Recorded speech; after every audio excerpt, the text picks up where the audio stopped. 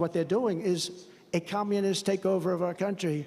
Her plan is very dangerous because it may sound good politically, and that's the problem. And we have to be very careful, because when somebody gets up and says, we're going to give you everything, $25,000 for a house, we're going to give you all sorts of little goodies, free health care, we're going to give you everything. This is communist, this is Marxist, this is fascist.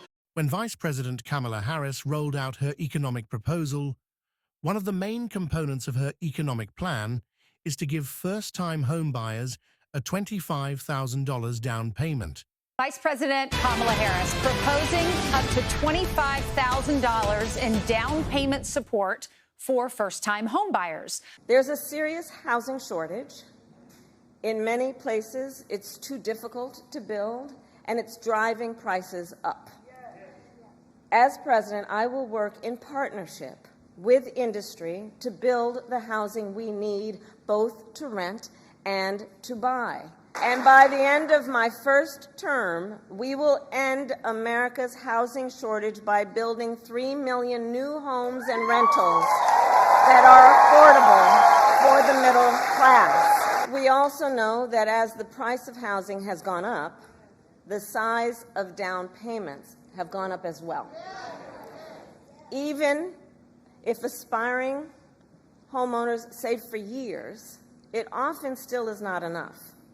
So in addition, while we work on the housing shortage, my administration will provide first-time home buyers with $25,000 to help with the down payment on a new home. As incredible as this sounds, here are the opinions of economists about VP Kamala Harris's proposed plan. How will we afford this? $25,000 if you're a first-time homeowner. We're going to pay for all illegals that come across our border, their health care. We're going to make everyone pay into this into a single system health care. How will we afford this? Plus, they're paying for college tuition.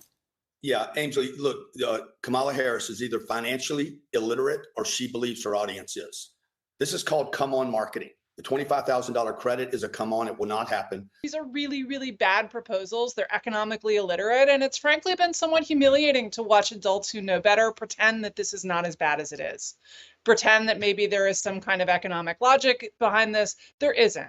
If you subsidize home buying without creating more homes, then the price of homes is going to go up, not down. You are not helping people. You are basically helping people who already have a down payment to outbid people who have less of a down payment. Although it is evident that the majority of economists concur that her suggested $25,000 down payment for first-time homebuyers is a terrible idea that will never be implemented, I had hoped Kamala Harris would be able to explain and defend this plan.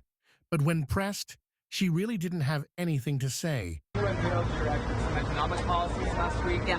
Can you explain how you're going to pay for those? And can you give us a sense of what other policies you want to unveil going forward? Sure. Well, I mean, you just look at it in terms of what we're doing in terms of the tax credits.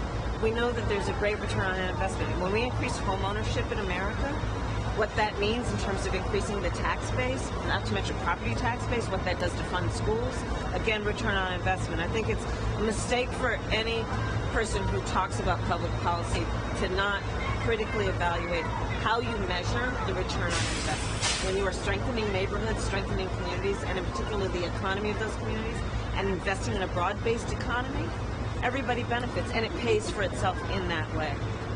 In all honesty, I'm sure she knows that the interest rate on a house is extremely high at the moment, and her proposed plan is going to be really disastrous. And Kamala Harris also makes no mention of the crippling interest rates, how high they are. The current average rate on a 30-year fixed mortgage is nearly 6.5%. That is up 133% since the Biden-Harris administration took over. So in reality, she has no intention of implementing any of these plans. These are just political ploys meant to influence people. Vice President Kamala Harris's speech Friday was an opportunity to get specific with voters about how a Harris presidency would manage an economy that many feel is not working well for them. Unfortunately, instead of delivering a substantial plan, she squandered the moment on populist gimmicks. In any case, remember that Kamala Harris is a major contributor to the current economic crisis, and she has no real plans to improve the dreadful economic situation.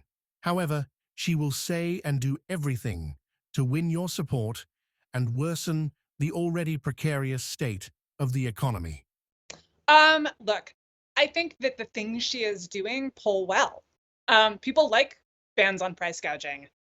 She is suggesting now that she's going to give money to people for first-time home buyers, et cetera. The problem is that actually, I like communist is a little strong. In fact, these are really, really bad proposals. They're economically illiterate. And it's frankly been somewhat humiliating to watch adults who know better pretend that this is not as bad as it is. Pretend that maybe there is some kind of economic logic behind this. There isn't.